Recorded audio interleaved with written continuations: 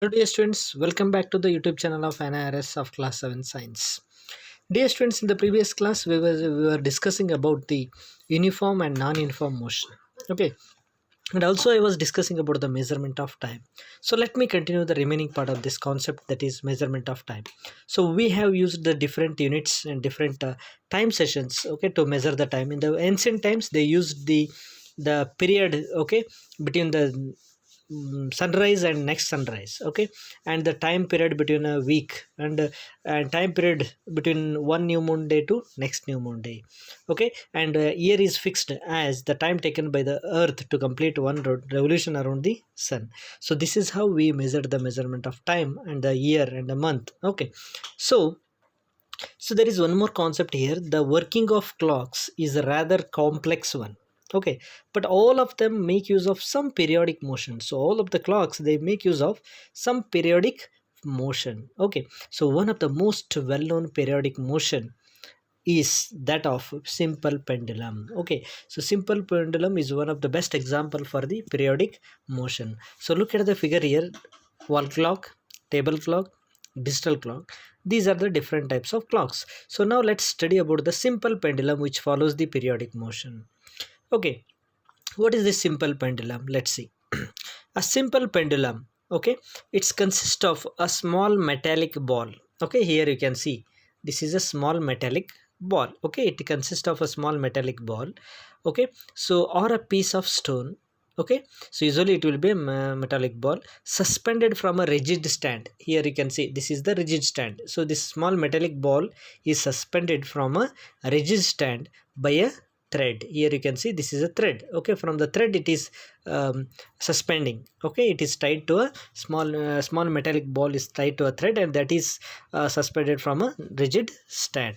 Okay, so the metallic ball, it is called as bob. The metallic ball is called what?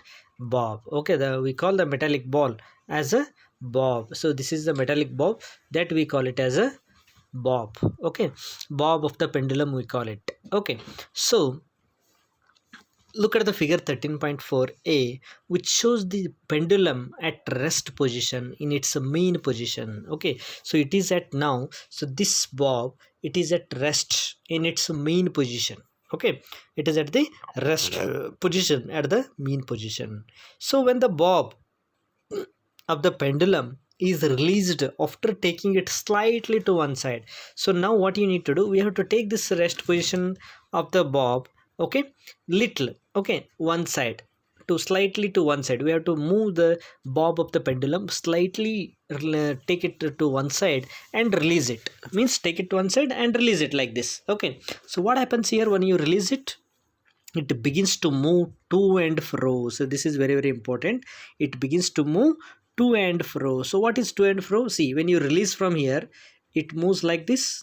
Okay, again comes back in this direction. It comes like this and again comes back to this position. This is called as to and fro motion. This is called as to and fro type kind of motion. So when you release it, it shows the motion called as to and fro type of motion. Look at the figure 13.4b. So here you can see this is the to and fro motion. It shows the to and fro motion. Okay, so it means to move to and fro motion, and the to and fro motion of a pendulum is an example of a periodic motion, or one more word is there for that, is oscillatory motion. So to and fro motion of a bob of the pendulum is a best example for periodic motion or oscillatory motion. So what is that? See, means oscillatory motion or a periodic motion, which means the object repeats the motion at equal intervals of time. So how much time it will take to reach this place from here to here, same time it is taken to reach from here to there. So this is called as periodic motion or oscillatory motion, means which covers equal distance in equal given interval of time. Okay, so the pendulum is said to have completed one oscillation when its bob, starting from its mean position O, moves to A and again comes back to B and again back to O.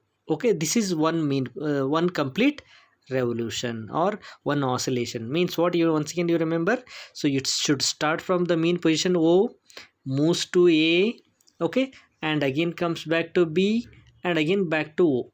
This is one complete revolution. Okay, yes. Now the pendulum also completes the oscillation when its bob moves from one extreme position A to the other extreme position B. Okay, and comes back to A. See, so pendulum we also call it as oscillation is completed when its bob moves from one extreme position A. It starts from the extreme position A. Okay, so it comes to B point. Okay, so position B, again it comes back to A.